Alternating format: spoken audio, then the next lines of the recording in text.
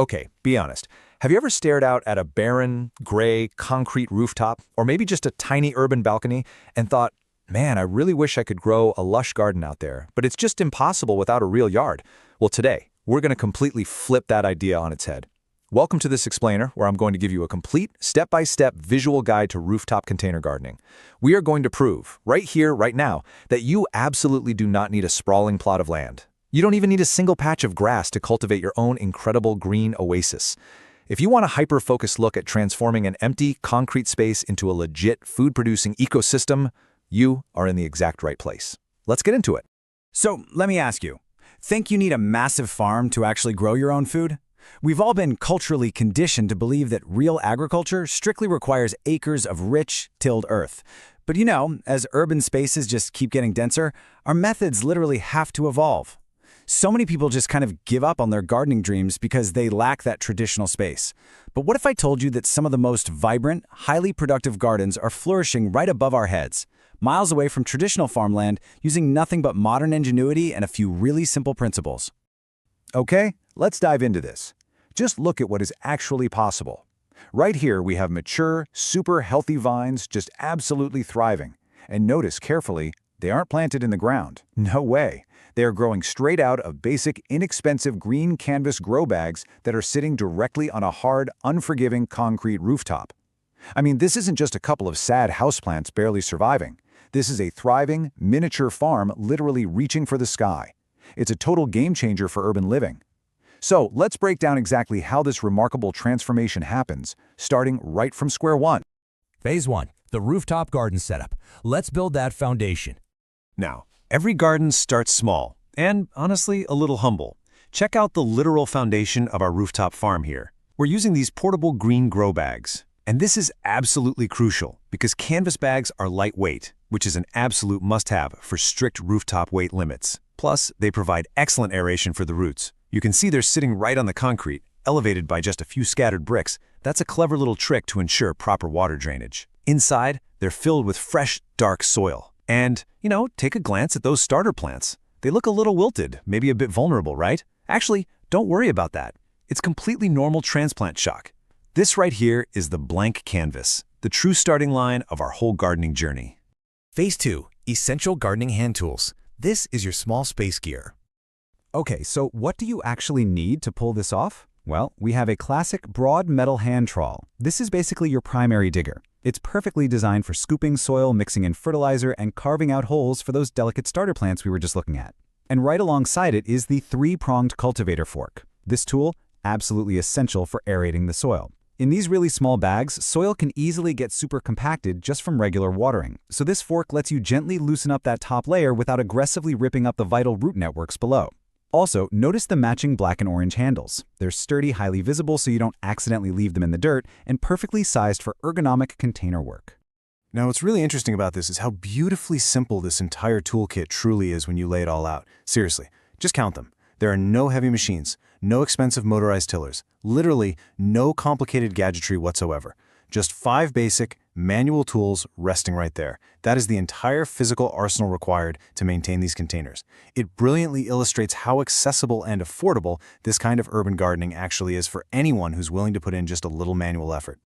Just to make sure you know exactly what to look for at the hardware store, let's quickly itemize this gear. Your essential hand toolkit for small-scale soil manipulation includes the broad trowel for moving earth, the cultivator fork for surface aeration, a narrow trowel for precision digging in those really tight corners, a simple hand weeder to pop out unwanted guests right at the root, and a mini rake just to level out the soil surface. Keep this list in your back pocket. It's exactly what you need to efficiently master your container soil.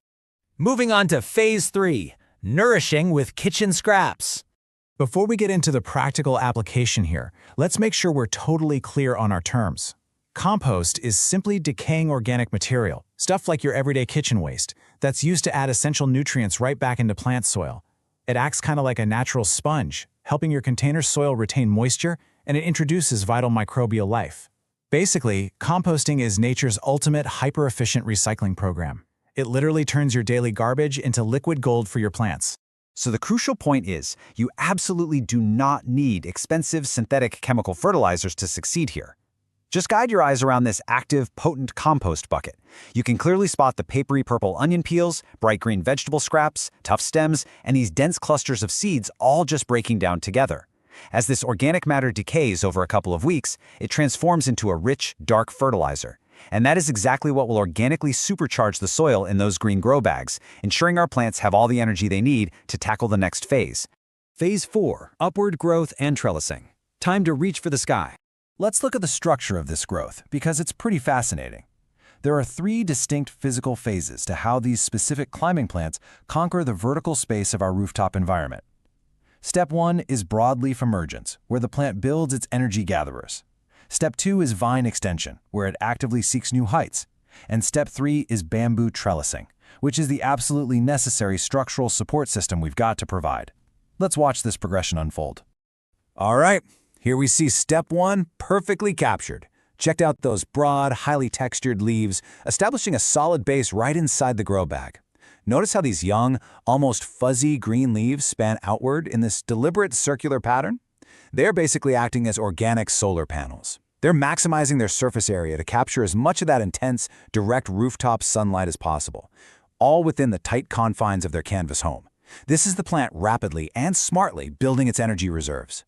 And then boom, the explosion of upward growth happens. See these tall vines climbing enthusiastically skyward? The gardener has cleverly utilized thin, super inexpensive bamboo stakes, planting them firmly down deep in the soil to give the extending vines a rigid, reliable support structure. Now listen, this is a non-negotiable technique on a roof. By training the plants vertically, we achieve 2 major things. 1, we maximize our super limited space, and 2, we keep the delicate foliage off that scorching hot concrete. That dramatically reduces heat stress and prevents destructive fungal diseases. Phase 5. Ecosystem pests and pollinators. The battle and the balance.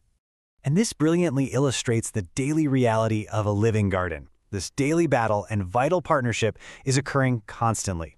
On one hand, we see a clear hazard, a hungry, spiky yellow caterpillar just munching away on a fresh, tender green leaf. Look, pests are always going to find your plants, and part of the journey is managing them organically. But on the flip side, we see the absolute necessity of our natural helpers. Catch that vital pollinating moth resting so gently inside a vibrant yellow blossom? Here's the truth. Without that moth, or bees, or butterflies carrying pollen from flower to flower, you will never, ever get a harvest. It is this incredibly delicate, ongoing balance of mitigating the pests while actively welcoming and protecting those crucial pollinators. Phase 6, blooms to final harvest. This is what we've been waiting for. Let's move to and see how this builds, because this next phase definitely requires some patience. First, you can see the very beginning of the fruiting process, these small, tightly clustered, star-shaped green buds forming intricately right on the vine. Then, with a little time, adequate sunlight, and the right nutrients, they burst open into a beautiful, complex, highly textured white flower bloom. These stunning blooms are the plant's literal invitation to the pollinators we were just talking about, sending out a signal that is officially ready to produce. And finally, the ultimate payoff. Right in the center hangs a perfectly round, firm, dark green baby melon, or maybe a gourd, weighing down the vine, completely surrounded by bright yellow companion blossoms. This single piece of fruit is a direct, tangible result of the whole shebang: the kitchen scraps, the hand trowel, the bamboo stakes, and that visiting moth, all working together in perfect harmony inside a small green bag on a concrete floor. Honestly, it is incredibly satisfying and empowering to witness this entire cycle complete itself. To wrap up our explainer today, I want to share a thought that I believe truly captures the essence of this whole experience. The glory of gardening. Hands in the dirt, head in the sun, heart with nature. This brilliant quote reminds us that gardening isn't strictly about the physical harvest or, saving a few bucks on groceries. It's really about that profound, grounding connection to the natural world. A connection that you can achieve absolutely anywhere, even high up on an ermine concrete rooftop. So, I want to leave you with this final, provocative question to chew on. If a complete, thriving, fruit-bearing ecosystem can exist in a simple canvas bag on a hot, unforgiving concrete roof, what could you grow in your own small space? Seriously, don't let a perceived lack of acreage stop you from trying. Start small, use your vertical space, embrace the messy process, and get your hands in the dirt. Thanks so much for joining me for this explainer, and until next time, happy planting!